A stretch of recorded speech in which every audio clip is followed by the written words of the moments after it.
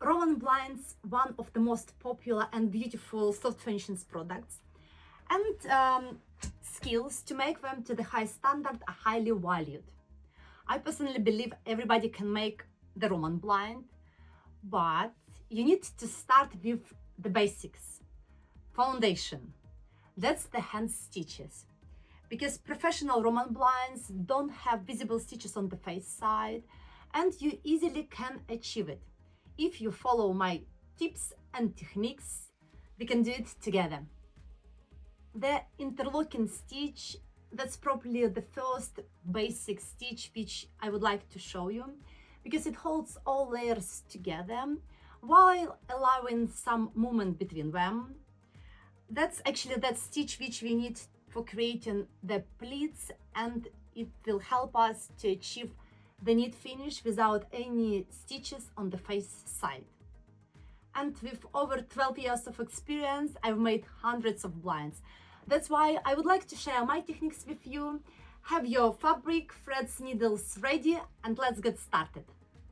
First, I'll explain you each stitch in details using the contrasting thread, and later I can show you how to apply it to the real project.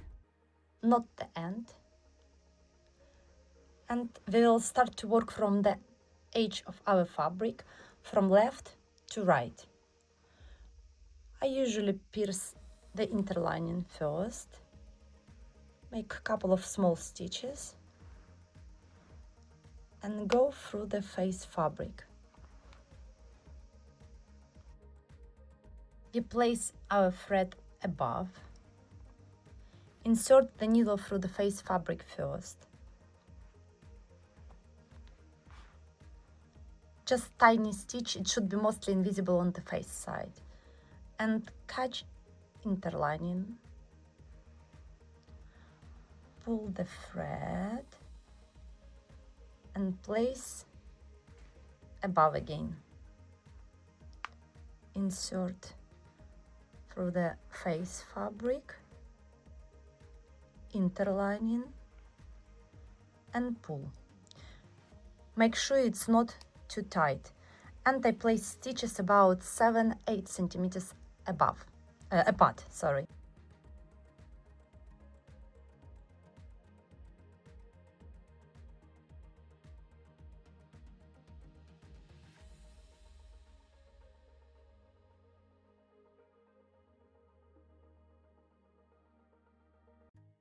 We have our Roman blind here, and we will use interlocking stitch between interlining and face fabric.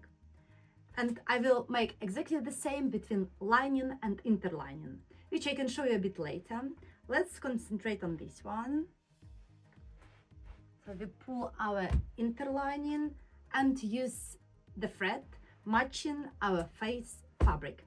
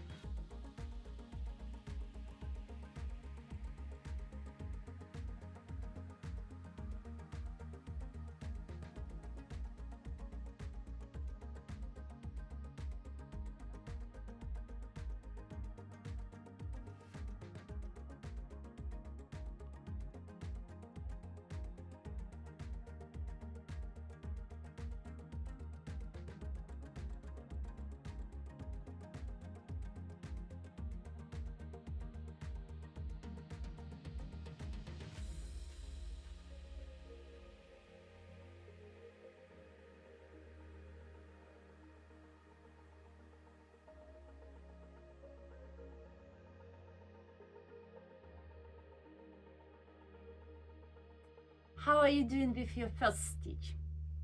Okay, let's just repeat. interlocking stitch, working from left to right. Stitches about 7-8 centimeters apart, at least that's what I do. Not too tight. And make sure you have tiny stitch through the face fabric. It should be mostly invisible when you look at your Roman blinds. Now we will work with our lining. I already created the pockets for our rolls. I have separated masterclass how to calculate the pleats, how to create the pockets, and of course how to make your perfect Roman blind. But let's come back to the basics.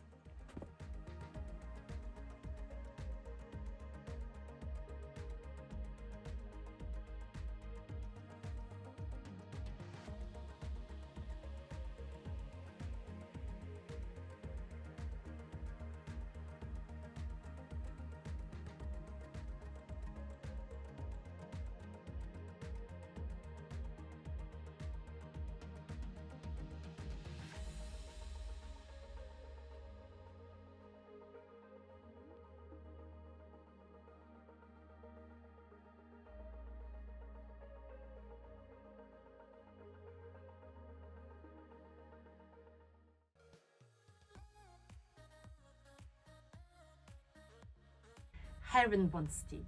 It's a very effective and functional stitch, and we will use it for securing the edges on our Roman blinds.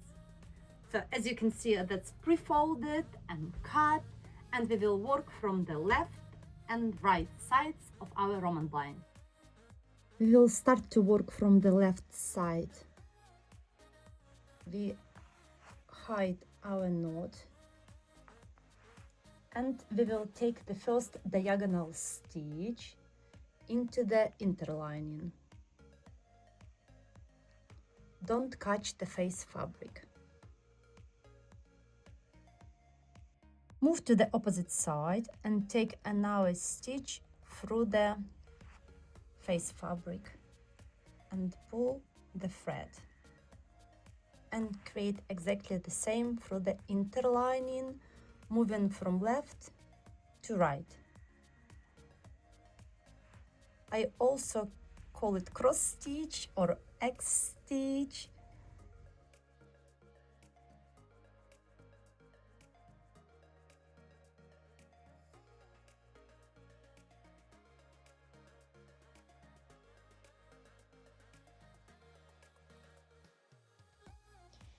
Be careful, don't pierce the face fabric. Repeat the process along the edge. Evenly space your stitches. That's about 2.5–3 centimeters apart.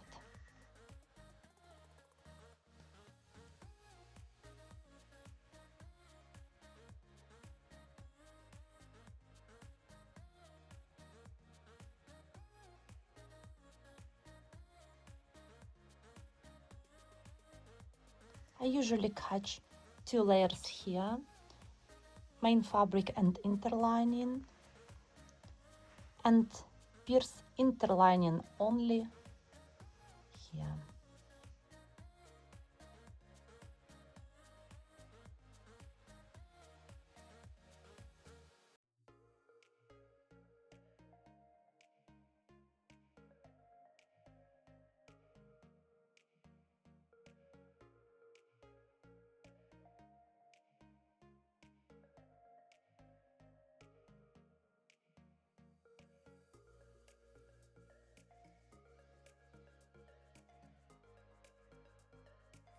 Coming back to our real project, I usually use the thread matching our linings.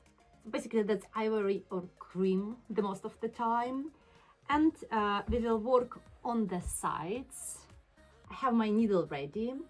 And herringbone stitch, as I mentioned earlier, is ideal for securing the edges on the Roman blind without touching the face fabric. Let's go!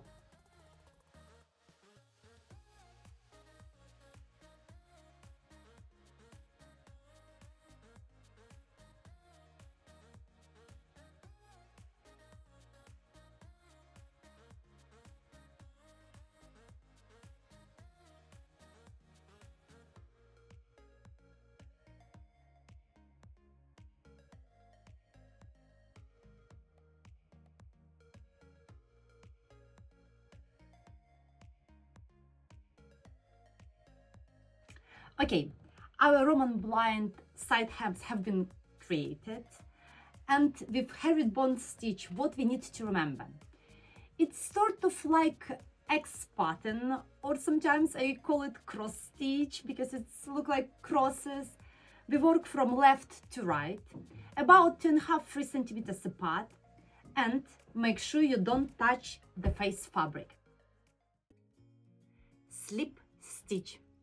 It's nearly invisible stitch, which I absolutely love, and I use it all the time for Roman blinds, curtains, and many other projects. And it's perfect for attaching our lining to Roman blind and for securing Velcro at the top. We start from right to left this time, and we insert the needle into the folded edge of the main fabric, just below the lining. Take a small stitch inside the fold of the main fabric and pull through the lining.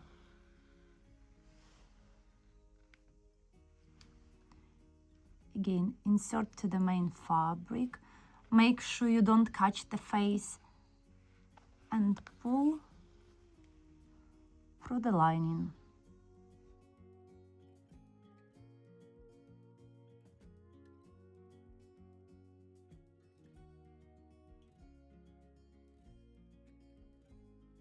Keep stitches invisible, up to 1 centimeter apart, and close to the edge.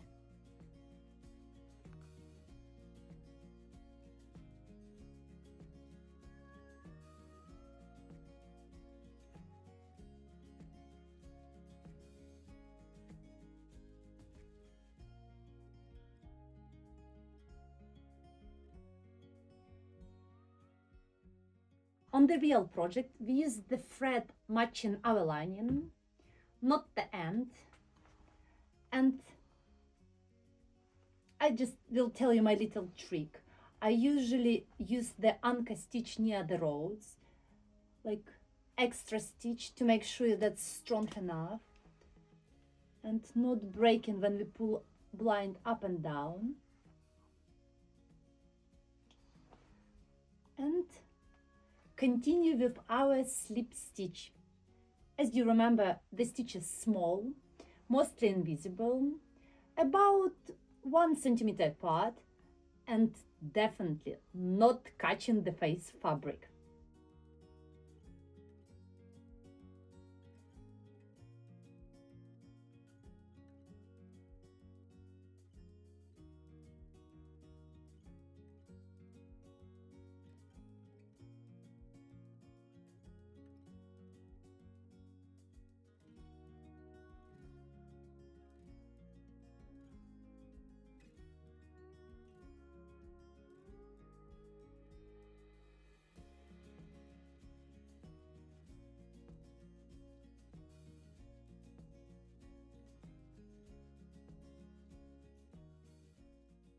Okay guys, how are you? It was quite a long day for me, but we've completed these beautiful Roman blinds, and I hope it was useful for you. Let's see what we've got. I have cascade Roman blind, and I will attach it to the chain headrail. So yeah, it looks like this. I will show you one more stitch, which called stub stitch. It helps to hold all layers together. I use it only on the real large or heavy Roman blinds. Again, some makers think it's really essential and they use it all the time. Some makers think that's not really necessary, and interlocking stitch between layers is just enough. But I will show you just in case if you decide to use it. I have my own trick. Let's have a look.